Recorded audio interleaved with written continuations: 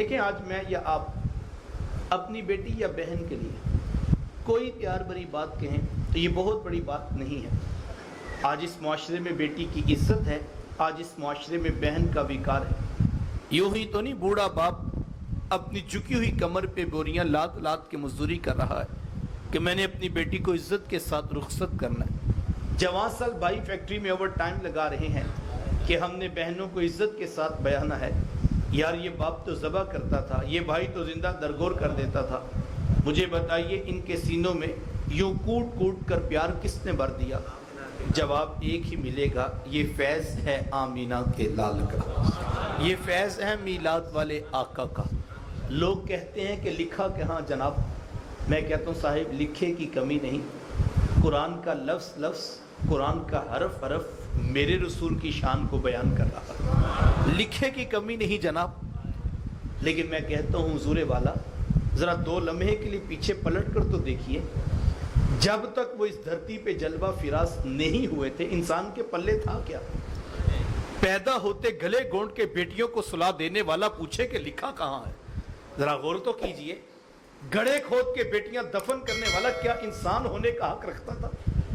یار جانور بھی اپنے بچوں سے پیار کیا کرتے ہیں، یہ انسان ہو کے اپنی بیٹی کو ذبح کر کے خوش ہوتا تھا، مطمئن ہوتا تھا۔ میں کہتا ہوں صاحب یہ تو کرم ہوا، دھرتی پہ سونے محمد کے مبارک قدم آئے اور انہوں نے آ کے بتایا بیٹیاں ذبح کرنے کے لیے نہیں ہوتی، یہ تو تمہیں جنت میں لے جانے کے لیے آئی۔ اللہ اکبر۔ آقا کریم علیہ السلام نے ایک دن گھر تشریف لائے، حضرت سیدہ عائشہ صدیقہ رضی اللہ تعالی عنہ عرض کرتی ہے کہ حضور آج بڑا عجیب واقعہ ہوا۔ حضور میں عائشہ آج کیا ہوا؟ عرض کی حضور ایک حبشیہ نیاد عورت آئی اور اس نے دروازے پر آ کر صدا لگائی۔ میں نے گھر میں تلاش کیا کہ کوئی چیز مل جائے تاکہ میں سائل کو صدقہ کر دوں۔ تلاشی بسیار کے بعد مجھے صرف ایک کھجور ملی اور میں اس کو وہی صدقہ کر دی۔ حضور اس نے کھجور کے 2 ٹکڑے کیے، ایک دائیں جانب والی بیٹی کو کھلا دیا اور ایک بائیں جانب والی بیٹی کو کھلا دیا۔ حضور جی ماں خود بھی بھوکی تھی، اس کا اپنا پیٹ بھی کمر سے لگا ہوا تھا، لیکن اس نے خود کچھ نہیں کھایا اور سب کچھ اپنی بیٹیوں کو کھلا دیا۔ یہ کہتے کہتے ام المومنین آبدیدہ ہو گئی، آنکھوں میں آنسو آ گئے۔ تو حضور فرمایا سنو عائشہ، اگر کل قیامت کے دن ان بچیوں کی ماں کو جہنم میں جانے کا حکم ہو گیا تو یہی بیٹیاں درمیان میں آڑ بن کے کھڑی ہو جائیں گی کہ مالک ہم تو اپنی ماں کو جہنم میں نہیں جانے دیں گے، اللہ ان بچیوں کی سفارش قبول کر کے ان کی ماں کو جنت عطا کرے گا۔ اللہ، کہاں بیٹیاں باعث شرم و ننگوار سمجھی جاتی تھی، کہاں بیٹیاں ہی دخول جنت کا سبب قرار پائیں۔ خود فرمایا جس کو اللہ نے 2 بیٹیاں یا 2 بہنیں عطا کی، پھر اس نے ان کی پرورش کی، ان کی تربیت کی، یہاں تک کہ ان کا نکاح کر دیا اور پھر پیچھے سے بھی اس نے خیر خبر رکھی، تو میرے حضور فرماتے ہیں اتنا خوش قسمت شخص ہے کل قیامت کے دن میرے اتنے قریب ہوگا جتنی یہ 2 انگلیاں آپس میں قریب ہیں۔ یہ اعزاز، یہ تکریم کس کو ملے گی؟ جس نے بیٹیوں سے وفا کی ہوگی۔ بہنیں کیا ہوتی ہیں یہ زمانے کو میرے حضور علیہ السلام نے آ کر بتلایا۔ آپ جانتے ہیں آقا کریم علیہ السلام کی نہ کوئی سگی بہن تھی اور نہ کوئی سگا بھائی۔ میرے حضور در یتیم ہے، لیکن جب رضاعت کا شرف عطا کرتے ہوئے میرے حضور حضرت حلیمہ سعدیہ سلام اللہ علیہا کے ہاں تشریف لے گئے تو آپ جانتے ہیں کہ ان کی ایک بیٹی تھی جن کا نام شیمہ یا شیمہ بتایا جاتا ہے۔ وہ رشتے میں حضور علیہ السلام کی رضائی بہن لگتی تھی۔ قبیلہ بنو سعد کے رواج کے مطابق شام کو جب مائیں کھانا پکانے لگتی تو بہنیں اپنے بھائی گود میں اٹھا کر باہر کھلے میدان میں لے آتی۔ ہر بہن کی گود میں اس کا بھائی ہوتا اور وہ اپنے بھائی کے حسن کے قصیدے پڑھ رہی ہوتی۔ اگر کسی کے بھائی کا رنگ کالا ہوتا تو وہ کہتی رنگ کالا ہے تو کیا ہوا، میرے بھائی کے نقوش دیکھو کتنے خوبصورت، اس کی اٹھی ہوئی ناک، اس کی جھیل جیسی خوبصورت آنکھیں تو دیکھو کتنی پیاری۔ تو وہ نقوش کو معیار حسن قرار دیتے۔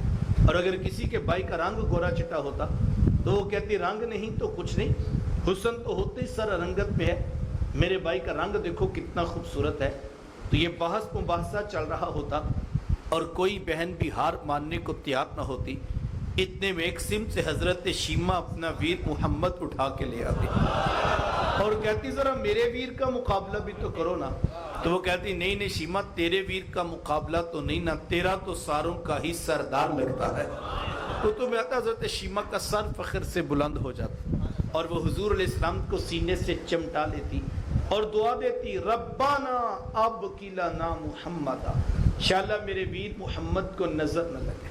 آج میں دیکھ رہی ہوں بچوں کا سردار ہے, کل اپنی آنکھوں سے دیکھو جوانوں کا بھی سردار بنے. زندگی کے لیل و نہار گزرتے گئے, حضرت شیمہ کی شادی ہو. مدنی دور کی کہانی ہے اور اتفاق یہ ہوا کہ جس قبیلے میں حضرت شیمہ کی شادی ہوئی تھی, حضور علیہ السلام کے صحابہ کی لڑائی اور جنگ اسی قبیلے کے ساتھ ہوئی. ان کے کچھ بندے قتل کر دیے اور کچھ کو قیدی بنا کر صحابہ اپنے ساتھ لے آئے. عرب کے رواج کے مطابق قیدیوں کو چھڑانے کے لیے قوم کے سردار فدیہ اور فنڈ اکٹھا کرنے نکلے. ہر دروازے پر دستک دیتے اور فنڈ مانگتے. چلتے چلتے حضرت شیمہ کے دروازے پر بھی پہنچ گئے. دستک دی تو پوچھا کون؟ کہا قبیلے کے سردار ہیں, فنڈ اکٹھا کر رہے ہیں, تم بھی اپنا حصہ ڈالو. پوچھا یہ فنڈ کس لیے اکٹھا ہو رہا ہے, یہ رقم کی جمع کی جا رہی؟ تو کہا کہ مدینے میں ایک شخص ہے, ادعائے نبوت رکھتا ہے, اس نے ہمارے لوگ پکڑ لیے ہیں اور ہم نے اپنے قیدی چھڑانے. تو پوچھا کہ ان کا نام کیا ہے؟ کسی کی زبان سے بے ساختہ نکلا محمد صلی اللہ علیہ وآلہ وسلم. ایک عرصے کے بعد حضور علیہ السلام کا نام سنا تھا, آنکھوں میں آنسو آ گئے. کہا انہوں نے تمہارے بندے پکڑے؟ کہا ہاں انہوں نے ہمارے لوگ پکڑے. کہا پھر فنڈ اکٹھا کرنا چھوڑو, صرف مجھے ساتھ لے چلو. کہا تم کیا کرو گی؟ کہا تمہارے قیدی چھڑا کے لاؤ. کہا تم ان کو جانتی ہو؟ کہا ہاں ہاں, تمہیں نہیں پتا, وہ میرے بچپن کے ویر اور بھائی لگتے, میں تمہارے قیدی چھڑا کے دکھاؤں. حضرت شیمہ قبیلے کے سرداروں کو ساتھ دیا اور حضور علیہ السلام کے خیمہ نوری کی طرف سفر شروع کیا. یہ وہ وقت تھا جب ادب کی آیات نازل ہو چکی تھی. خبردار میرے رسول کی آواز سے آواز بھی اونچی نہ کرنا ورنہ زندگی کی ساری کمائی غارت کر دوں. صحابہ ننگی تلواروں سے در حبیب پہ پہرا دے دے. حضرت شیمہ اس خیال سے کہ میں تو اپنے بھائی کو ملنے جا رہی ہوں, جب آگے بڑھنا چاہا تو پہرے داروں نے تلواریں سونپ دی. رک جا دیہاتی عورت, جانتی نہیں آگے کوچائی رسول ہے, آگے تو بغیر اجازت جبریل نہیں جا سکتے, تو کون؟ روایت میں آتا ہے جب راستہ روک دیا گیا, تلواریں سونپ دی گئیں, تو حضرت شیمہ نے یوں ہاتھ سے تلوار کو جھٹک کے کہا خلو سبیلی وعلموا انا اخت نبیکم. کہا میری راہیں چھوڑ دو, جانتے نہیں میں تمہارے نبی کی ہی باجی اور بہن لگتی ہوں. یہ آواز کانوں میں پڑی, صحابہ کی آنکھوں پر پلکوں کی چلمنے آ گئی, نگاہیں نیچی کر دی, تلواریں پیچھے ہٹا دی. حضرت شیمہ پورے پروٹوکول سے حضور علیہ السلام کے خیمہ نوری میں داخل ہوئی. میرے حضور جب دور سے بہن کو آتے دیکھا, حضور اٹھ کر استقبال کیا, مرحبا خوش آمدید پیش کرتے ہوئے فرمایا میری بہن آج کدھر کو آنا ہوا؟ عرض کی حضور آپ کے بندوں نے ہمارے کچھ لوگ پکڑ لیے ہیں, میں ان قیدیوں کو چھڑانے کے لیے آئی ہوں. سنو بھائیو, اللہ کے رسول نے کیا ارشاد فرمایا. حضور فرمایا میری بہن تو نے آنے کی زحمت کیوں گوارا کی, تو گھر بیٹھے بھی پیغام بھیج دیتی, میں محمد تیرے کہنے پہ ہی ساروں کو چھوڑ دیتا. زمانے کو عملاً بتایا دروازے پر بہن کا آنا کتنا معتبر ہے. پھر چند جوڑے, کچھ گھوڑے, بہت سارا ساز و سامان, اور میرے حضور خود بہن کو چھوڑنے کے لیے دروازے تک تشریف لے آئے. صحابہ نگاہیں نیچی کیے, حضور علیہ السلام کے ادب میں کھڑے تھے کہ حضور میں صحابہ میں جب بھی قیدی چھوڑتا ہوں پہلے تم سے مشورہ کیا کرتا ہوں, آج پہلا موقع ہے, میں قیدی بھی چھوڑ رہا ہوں اور میں نے مشورہ بھی نہیں کیا ہے. عرض کی اے بندہ نواز, آپ مالک کل کائنات ہیں, آپ جو چاہیں کریں, ہم کون ہوتے ہیں بھلا درمیان میں مشورہ دینے والے. لیکن حضور جی اتنا تو بتائیے, آج کون سی خاص بات تھی کہ آپ نے مشورہ بھی ضروری نہیں سمجھا؟ حضور میں صحابہ آج میرے دروازے پر میری بہن آ گئی تھی. زمانے کو عملاً بہن کا رشتہ میرے حضور علیہ السلام کی دہلیز سے ملا ہے. توجہ چاہوں گا, وقت سمٹ رہا ہے. جس دور میں بیٹی ذبح کی جا رہی تھی, جب بہن زندہ درگور کر دی جاتی, جب ماں جیسا رشتہ بھی منڈیوں اور بازاروں میں بک جاتا تھا, اس دور میں بیوی کی کیا حیثیت ہوگی، جبکہ آج کے اس تہذیب یافتہ دور میں بھی کچھ لوگ بیوی کو پاؤں کا جوتا خیال کرتے ہیں۔ یہ زمانہ جاہلیت کی بات ہے۔ آقا کریم علیہ السلام نے ازواج مطہرات کے ساتھ جو حسن سلوک کی داستان رقم کی ہے، زمانہ ان کی مثال نہیں لا سکتا۔ کسی کو میرے حضور حمیرہ کہہ کے پکارتے، کسی کے لیے بکری کا بچہ ذبح کرتے ہیں اور گوشت کے مختلف ٹکڑے ان کی سہیلیوں کے ہاں بیچتے ہیں۔ حضور کثرت کے ساتھ حضرت خدیجہ الکبریٰ رضی اللہ تعالیٰ عنہا کا ذکر کیا کرتے۔ حضرت سیدہ عائشہ صدیقہ رضی اللہ تعالیٰ عنہ فرماتی ہیں کہ میرا جو ان سے رشتہ تھا ایک دن زبان سے بے ساختہ نکل گیا کہ حضور اللہ نے آپ کو بہتر ازواج عطا کر دی اور آپ ابھی تک اس بوڑھی عورت کو نہیں بھولے۔ فرماتی پھر حضور کے چہرے پر جلال آ گیا اور حضور میں اے عائشہ مجھے خدیجہ کے بارے تکلیف نہ دو، جب پورے مکے نے میرا انکار کیا تھا ایک خدیجہ تھی جس نے میرا اقرار کیا تھا۔ کہا میں انہیں کیسے بلا سکتا ہوں جب زمانہ میری مخالفت کر رہا تھا، خدیجہ اس وقت بھی میرے سے محبت کی دعوے دار تھی۔ فرماتی پھر میں نے ہمیشہ محبتوں کا اظہار کیا اور یہی حضرت خدیجہ الکبریٰ رضی اللہ تعالی عنہا ہیں۔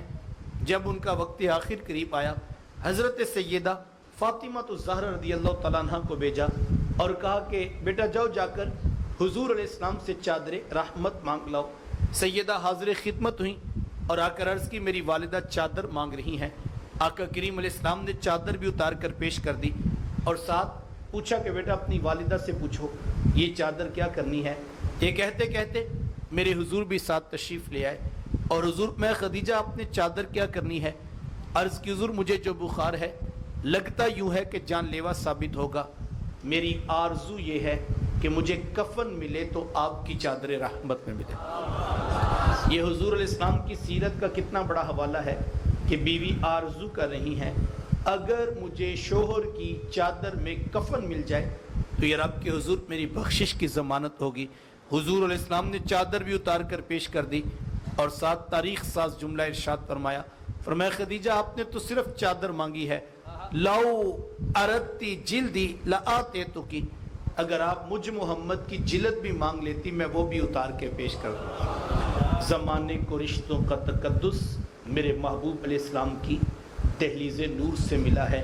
صاحبو یہ وہ محبتوں کا دین ہے، یہ وہ الفتوں کا پیغام ہے، یہ وہ جوڑنے والی تعلیمات ہیں جو لے کر میرے حضور اس کائنات میں جلوہ فراز ہوئے۔